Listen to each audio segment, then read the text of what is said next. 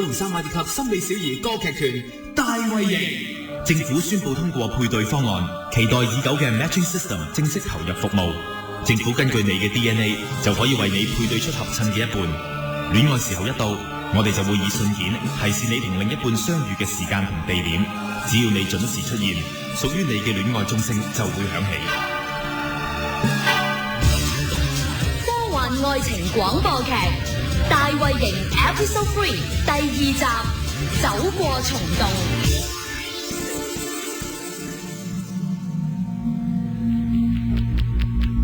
我係一個物理科學家，做我呢一代嘅科學家十分之刺激，因為外太空12支派聯盟承認地球人嘅智力足夠加入12支派之後，將好多新嘅外星科技知識教曉咗我哋。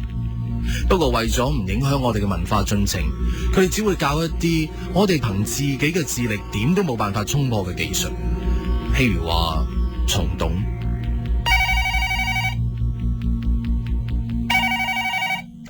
喂，邊位啊？喂 ，yes，我得咗。喂，唔好意思啊，你係邊個啊？唔好意思啊，我成功咗啦，我成功將電波穿過蟲洞啦。我估唔到，我真係得咗啊 ！yes， 喂，我知你唔會相信嘅，但係咧，我喺未來打翻嚟噶。吓，未來？我喺20年之後嘅時間打翻嚟噶。我穿過蟲洞打翻嚟噶 ，yes， 得咗，我終於得咗 ，yes。我被呢位先生嘅喜悅感染到，因為我好耐都冇試過開心啦。因為我嘅丈夫佢從來都冇俾過呢一種喜悅感俾我，雖然佢都係一位科學家，但係一個鬱鬱不志嘅科學家同一個成功嘅科學家係有好大嘅分別嘅。你明唔明啊？二次元空間啊，唔明啊。咁好啦，嗱，我簡單啲話俾你知啊。蟲洞咧就好似一張 A4 紙上邊一頭一尾都有個窿。如果佢哋中間要隔住成張 A4 紙咁長度咧，咁啊當佢代表10萬光年啦。咁一隻蟻由指頭行到去指尾咧，就需要20年啦。但係如果你將 A4 紙對接，咁隻蟻由指頭嗰個窿走到去指尾嗰個窿咧，只需要幾秒啫。咁啦，呢一個咁嘅時空差異咧，就係我而家可以同你溝通嘅基本咯。哦，我明啦。嗱，我嘅電波咧留住咗喺空氣啦，咁20年之後你收到啦，好似好遠嘅星射出嚟嘅光一樣，喺好多年之後咧就會地球嘅人就會睇到啦。嗱，呢隻咧就即係好似隻蟻喺個 A4 紙嘅紙面度行咁咯。但係你聽到我聲之後咧，就用蟲洞傳翻俾我。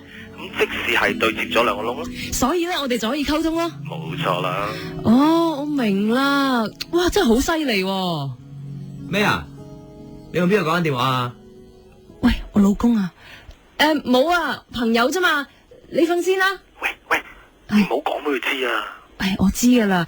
咁樣會影響科學歷史啊嘛。係啊。喂，你同你老公係 Matching System 全國實行之後嘅第一批夫婦啊？唔係啊，係第二批啊。哦，係20年前啦嗬。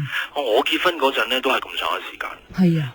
不過嗰陣咧，其實仲有好多錯配嘅。嗰個 Matching System 都仲未用 AI， 有時候會配咗啲唔夾嘅出嚟。吓？唔係啊嘛？係啊，嗰陣時咧有好多結咗婚之後先發現有問題，即係唔係想象中咁夾咯。但係又立咗法唔可以離婚啊，或者揾第二個，所以就算覺得唔夾都冇辦法啦。結果就靜靜雞偷情咯。吓？真係啊？不過其實我都覺得有啲問題嘅，好似我同我老公咁咧，就有啲唔夾咯。係啊。咁你有冇識過第二個啊？有啊，佢都係科學家嚟噶。佢同你一樣咧，都好開心噶。係咩？阿妹，你同邊個講電話啊？冇啊。冇？喂，第日再傾啦。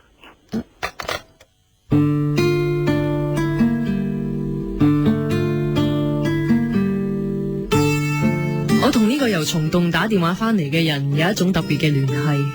我好中意佢講說話嘅信心，係一種令我有安全感嘅男人。點解 Matching System 唔會覺得我同我老公夾嘅呢？佢太冇自信啦，連自己都睇唔起自己，咁人哋點會睇得起你啊？我份 research 喺邊度啊？係啊，嗰份嘢我做唔到研究噶啦，做嗰啲研究冇晒噶啦。你唔好咁啦，慢慢嚟啦，你咁心急，實會揾得翻噶嘛。仲慢慢，我同期嘅科學家個個已經做到成績啦，我而家仲毫無頭緒啊！我根本諗唔到啊！我根本解唔開呢個謎啊！我根本就唔得。你唔好咁啦。你行開啦！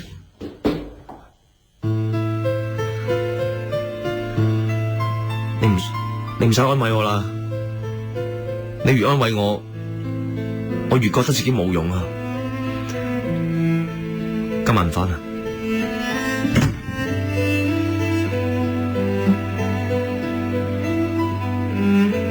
我諗 matching system 一定係出咗錯 ，perfect match 根本冇啲咁嘅事。我同佢根本唔係 perfect match。喺呢幾年，我完全唔覺得婚姻係美好。我唯一嘅逃避就係等喺未來打過嚟嘅呢一個電話。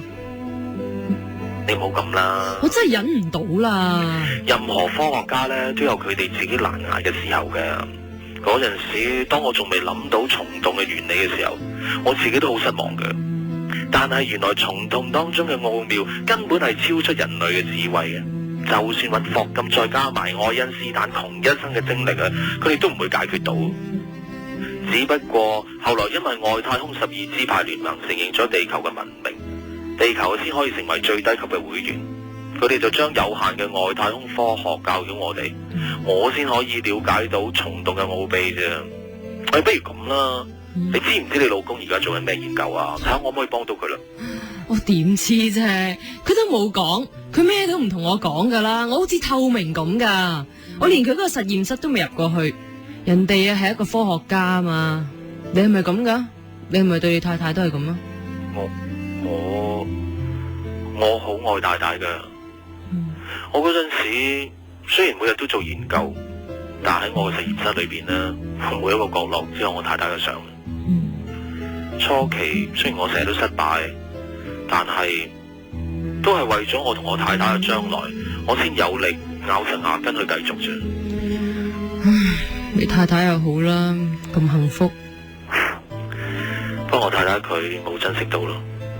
我丈夫佢都冇珍惜到。唔好講呢啲啦喂，不如我講翻啲新嘢俾你聽啦。咦，好喎，你哋加入咗外星聯盟啊？咁有冇啲外星人住喺地球噶？梗係有啦。係啊，你知唔知啊？原來啊，一向都有啲臥底外星人住喺地球做評估噶。真係噶？咧嗰啲好高嘅籃球員啊，或者好矮嗰啲舉重選手咧，全部都係外星人嚟噶。啊，唔係啊嘛？講笑咋，傻人。中意一個嚟自未來嘅人，同中意一個現代嘅人，究竟係咪同樣都係唔啱嘅呢？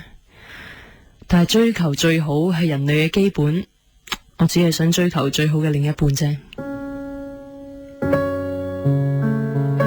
我想問下你啊，你咪要將自己工作上嘅失敗發洩晒喺我身上面啫？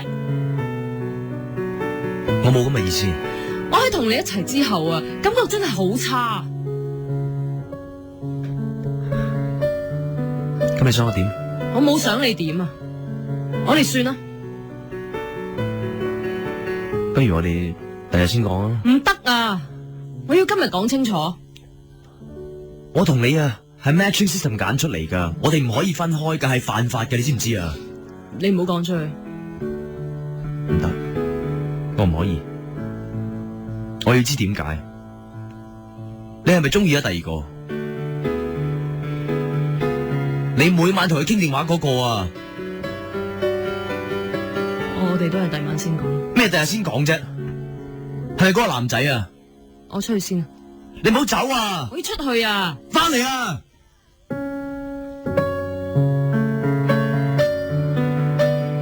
我要離開佢之前，係咪應該知道我條路應該係點嘅呢？我應該揾我愛嘅未來人。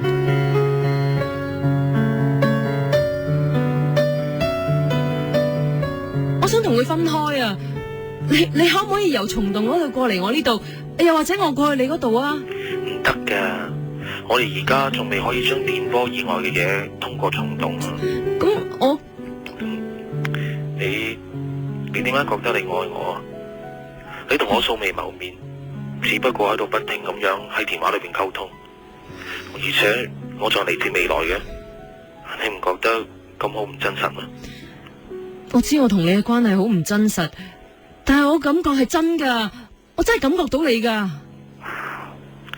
如果以前我太太都好似你咁就好，佢唔愛我，佢根本唔信我，佢唔相信我嘅地步去到，我覺得佢根本唔愛我。咁佢而家呢？佢死咗。對唔住，一個冇信心嘅太太，令到對方感受唔到佢嘅愛；一個冇信心嘅丈夫，令太太對佢失去愛。一切都係信心嘅問題。我想同你，你估20年前嘅你會覺得我係點啊？點解咁問嘅？我好想見你啊！我見唔到20年後嘅你，我希望可以見到20年前嘅你啊！唔好啊！我怕你會失望。唔會噶，20年前嘅我仲係好愛我太太嘅，佢喺度，我怕。但係你話你太太根本唔明白你啊嘛，可能你會改變呢？我唔可以再同佢一齊噶啦，佢知道我同你嘅嘢啊。但係你唔可以揾我噶，我唔想20年前嘅我係因為你而背叛我太太啊！我唔想好似佢咁。佢出面有另外一個男人啊！佢居然有另外一個男人！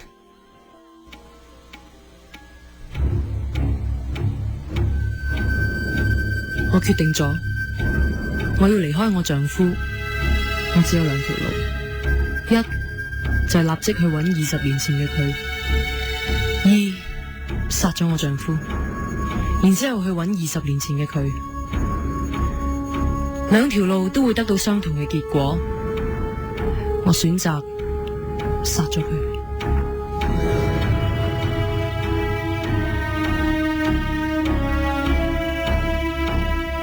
食飯啦。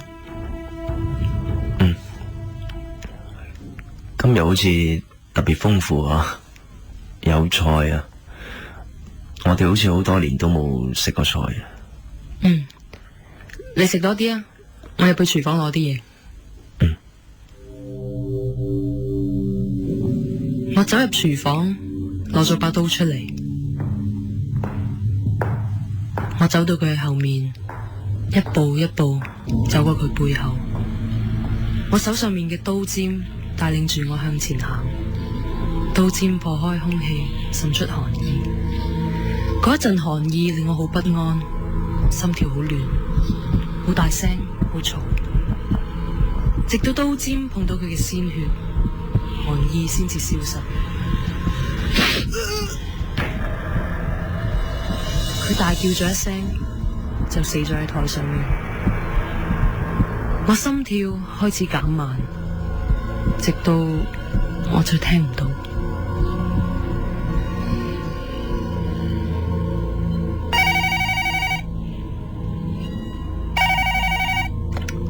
喂，係我啊！你喺度做咩啊？我殺咗佢。你殺咗佢？你會唔會因為咁而唔再揾我啊？我係一個殺人兇手啊！如果我而家去揾20年前嘅你，你會唔會？我喺20年前嘅今日，因為殺咗我太太。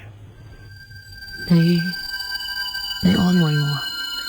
喺20年前，我好愛我太太，但係佢冇珍惜不特止，佢仲中意咗第二個。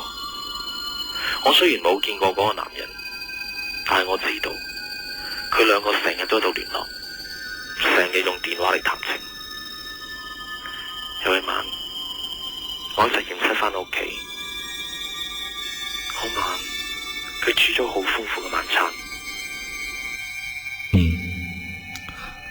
今日好似特別豐富啊！有菜喎，我哋好多年都冇食過菜啊！跟住佢走咗入廚房。係啊，你食多啲啊！我入去廚房攞啲嘢。我就響佢入咗廚房嘅時候，喺啲菜上邊落咗毒。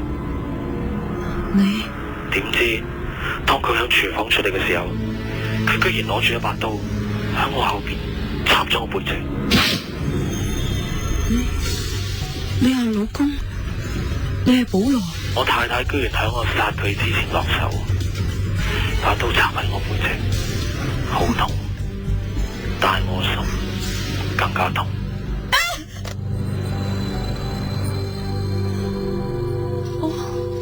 我殺咗佢，係因為我中意咗20年後嘅佢啊！我為咗同20年後嘅佢一齊而殺咗佢啊！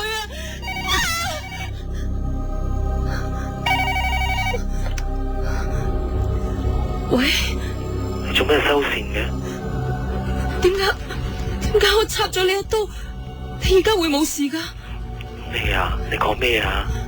點解你冇死到噶？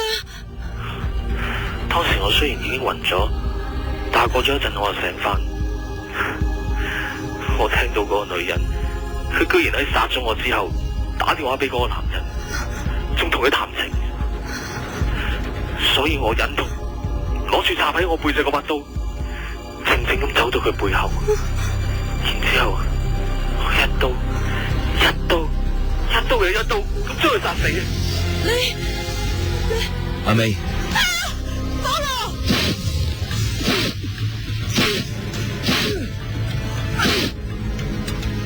之後我就拎起個電話，對住嗰個男人好大聲咁話：你以後都唔可以再揾到佢啊！以後都唔可以啊！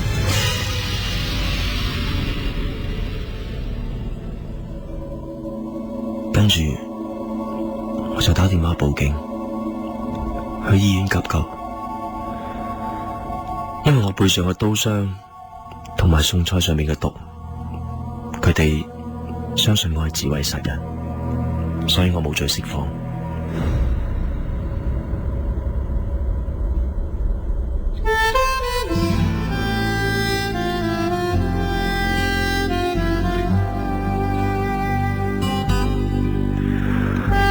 後嚟我繼續研究，喺好多年之後，地球嘅文化被外星人肯定，可以加入外太空12支派聯盟。我得到外太空嘅科技知識，終於將我多年研究唔到嘅蟲洞理論完成咗。喺20年之後，我用蟲洞打咗個電話翻去過去，居然真係成功咗。20年前嘅人真係接通咗。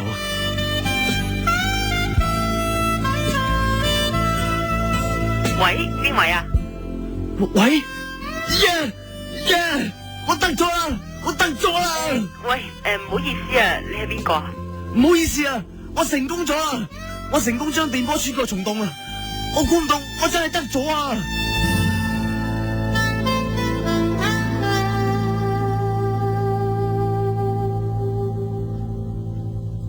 科幻愛情廣播劇《大衛營》Episode 3第2集《走過蟲洞》。聲音演出：梁漢文飾演紐曼，何韻詩飾演阿 May， 華莎比飾演保羅，監製編劇森美，製作混音 German， 聯絡錄音光仔。I was 5 and he was 6. We rode on horses made of sticks. He wore black and I wore white.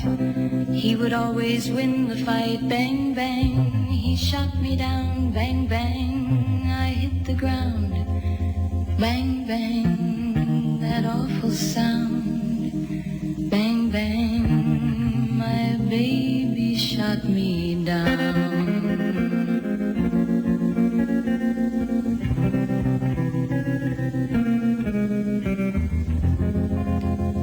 Seasons came and changed the time. When I grew up, I called him mine. He would always laugh and say, remember when we used to play? Bang, bang. I shot you down, bang, bang. You hit the ground, bang, bang. That awful sound, bang, bang. I used to shoot you down.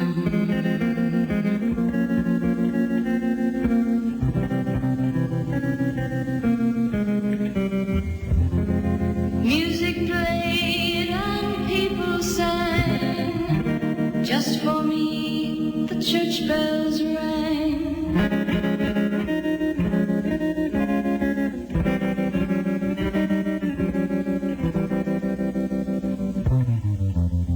Now he's gone, I don't know why, and till this day sometimes I cry. He didn't even say goodbye, he didn't take the time to lie.